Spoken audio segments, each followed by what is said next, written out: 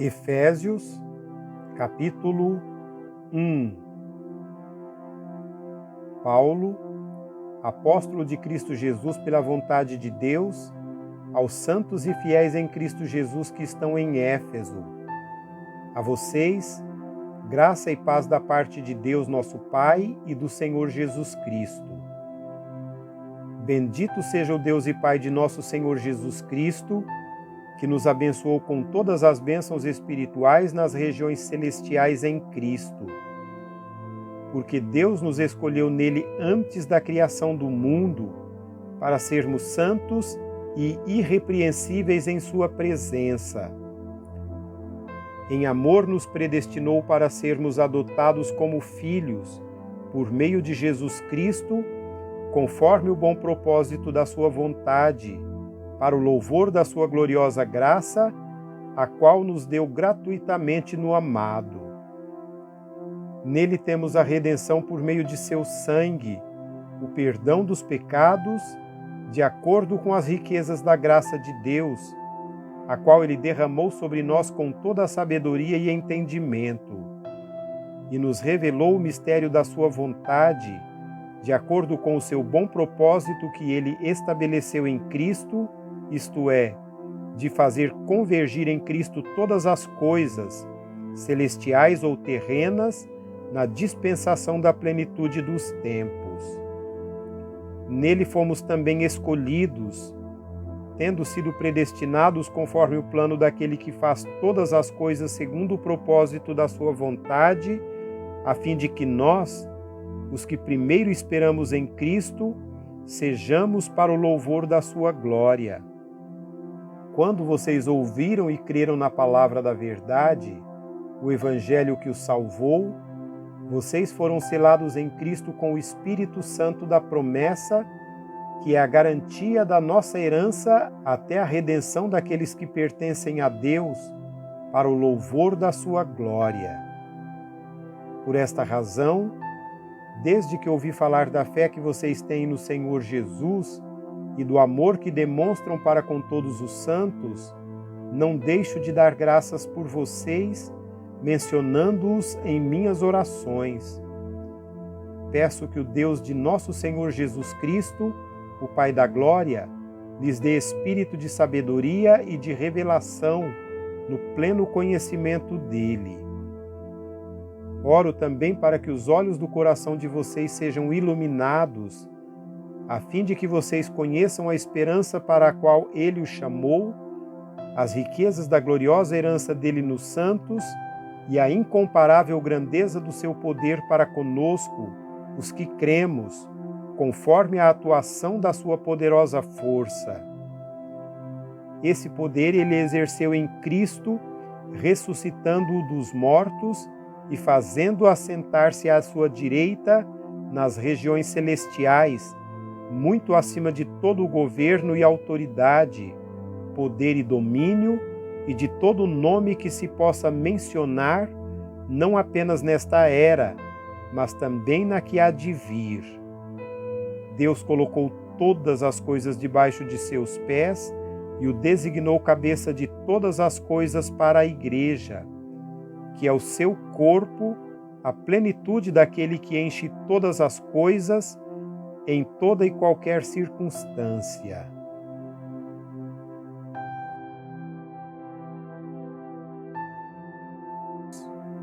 Capítulo 2. Vocês estavam mortos em suas transgressões e pecados, nos quais costumavam viver, quando seguiam a presente ordem deste mundo e o príncipe do poder do ar, o espírito que agora está atuando nos que vivem na desobediência. Anteriormente, todos nós também vivíamos entre eles, satisfazendo as vontades da nossa carne, seguindo seus desejos e pensamentos. Como os outros, éramos por natureza merecedores da ira. Todavia, Deus, que é rico em misericórdia, pelo grande amor com que nos amou, deu-nos vida com Cristo, quando ainda estávamos mortos em transgressões. Pela graça vocês são salvos.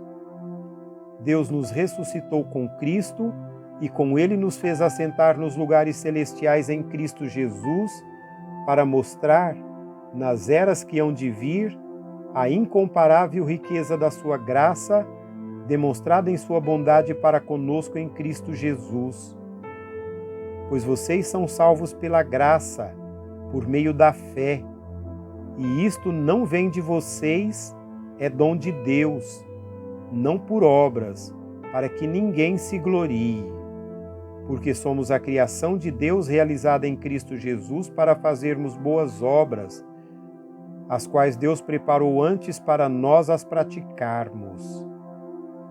Portanto, lembrem-se de que anteriormente vocês eram gentios por nascimento e chamados incircuncisão pelos que se chamam circuncisão, feitas no corpo por mãos humanas, e que naquela época vocês estavam sem Cristo, separados da comunidade de Israel, sendo estrangeiros quanto às alianças da promessa, sem esperança e sem Deus no mundo.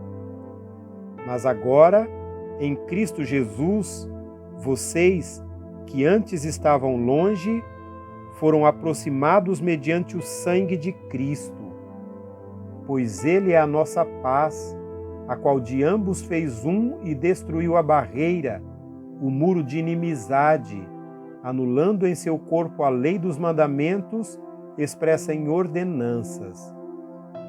O objetivo dele era criar em si mesmo, dos dois, um novo homem, fazendo a paz, e reconciliar com Deus os dois em um corpo, por meio da cruz, pela qual ele destruiu a inimizade. Ele veio e anunciou a paz a vocês que estavam longe e paz para os que estavam perto, pois por meio dele, tanto nós como vocês temos acesso ao Pai por um só Espírito. Portanto, vocês que não são estrangeiros nem forasteiros, mas concidadãos dos santos e membros da família de Deus, edificados sobre o fundamento dos apóstolos e dos profetas, tendo Jesus Cristo como pedra angular, na qual todo o edifício é ajustado e cresce para tornar-se um santuário santo no Senhor. Nele vocês também estão sendo edificados juntos para se tornarem morada de Deus por seu Espírito.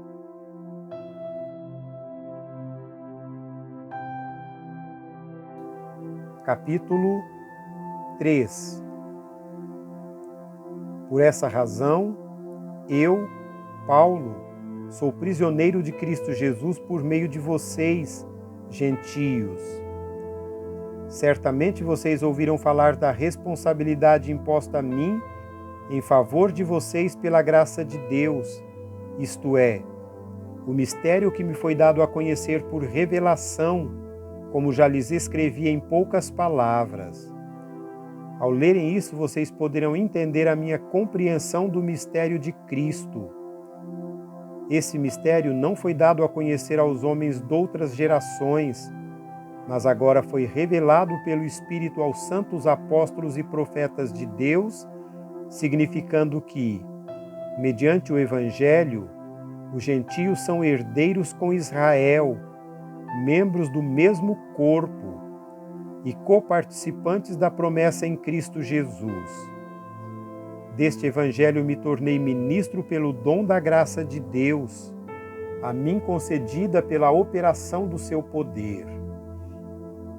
Embora eu seja o menor dos menores de todos os santos, foi-me concedida esta graça de anunciar aos gentios as insondáveis riquezas de Cristo e esclarecer a todos a administração deste mistério que, durante as épocas passadas, foi mantido oculto em Deus, que criou todas as coisas.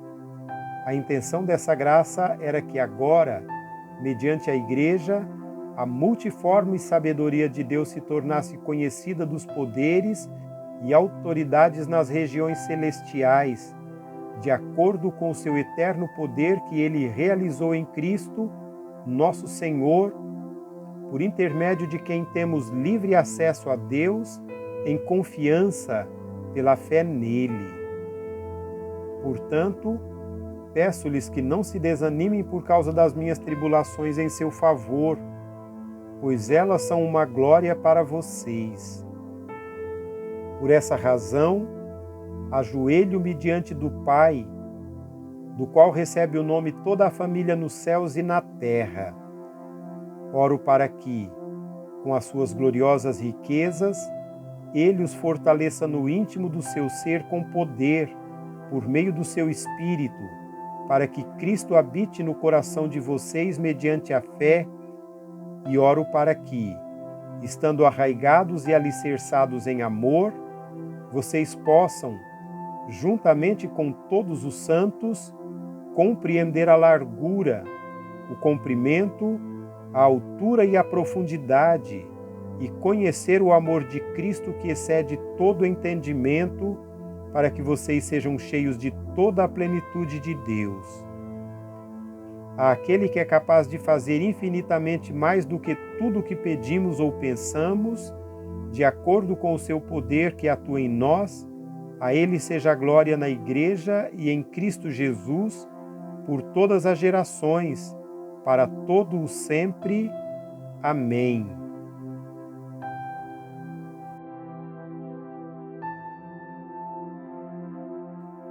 Capítulo 4.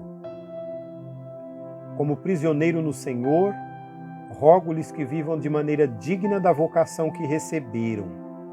Sejam completamente humildes e dóceis, e sejam pacientes, suportando uns aos outros com amor. Façam todo esforço para conservar a unidade do Espírito pelo vínculo da paz. Há um só corpo e um só Espírito, assim como a esperança para a qual vocês foram chamados em um só. Há um só Senhor, uma só fé, um só batismo, um só Deus e Pai de todos, que é sobre todos, por meio de todos e em todos. E a cada um de nós foi concedida a graça, conforme a medida repartida por Cristo. Por isso é que foi dito: quando ele subiu em triunfo às alturas, levou cativos muitos prisioneiros e deu dons aos homens. Que significa, ele subiu, senão que também havia descido às profundezas da terra? Aquele que desceu é o mesmo que subiu acima de todos os céus, a fim de encher todas as coisas. E ele designou uns para apóstolos, outros para profetas, outros para evangelistas, outros para pastores e mestres, com o fim de preparar os santos para a obra do ministério, para que o corpo de Cristo seja edificado, até que todos alcancemos a unidade da fé e do conhecimento do Filho de Deus, e cheguemos à maturidade, atingindo a medida da plenitude de Cristo. O propósito é que não sejamos mais como crianças, levados de um lado para outro pelas ondas, nem jogados para cá e para lá por todo o vento de doutrina e pela astúcia e esperteza de homens que induzem ao erro. Antes, seguindo a verdade em amor, cresçamos em tudo naquele que é a cabeça, Cristo. Dele todo o corpo, ajustado e unido pelo auxílio de todas as juntas, cresce e edifica-se a si mesmo em amor, na medida em que cada parte realiza a sua função. Assim eu lhes digo, e no Senhor insisto, que não vivam mais como gentios, que vivem na inutilidade dos seus pensamentos. Eles são obscurecidos no entendimento e separados da vida de Deus por causa da ignorância em que estão, devido ao endurecimento do seu coração. Tendo perdido toda a sensibilidade, eles se entregaram à depravação, cometendo com avidez toda espécie de impureza. Todavia, não foi isso que vocês aprenderam de Cristo.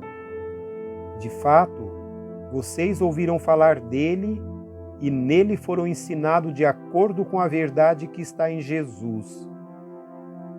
Quanto à antiga maneira de viver, vocês foram ensinados a despir-se do velho homem, que se corrompe por desejos enganosos, a serem renovados no modo de pensar e a revestir-se do novo homem, criado para ser semelhante a Deus em justiça e em santidade, provenientes de Deus. Portanto, cada um de vocês deve abandonar a mentira e falar a verdade com o seu próximo, pois todos somos membros de um mesmo corpo. Quando vocês ficarem irados, não pequem. Apaziguem a sua ira antes que o sol se ponha e não deem lugar ao diabo. O que furtava, não furte mais, antes trabalhe, fazendo algo de útil com as mãos, para que tenha o que repartir com quem estiver em necessidade. Nenhuma palavra torpe saia da boca de vocês, mas apenas a que for útil para edificar os outros, conforme a necessidade, para que conceda graça aos que a ouvem. Não entristeçam o Espírito Santo, com o qual vocês foram selados para o dia da redenção. Livrem-se de toda a amargura, indignação e ira, gritaria e calúnia, bem como de toda a maldade. Sejam bondosos e compassivos uns com os outros. Perdoem-se mutuamente, assim como Deus os perdoou em Cristo.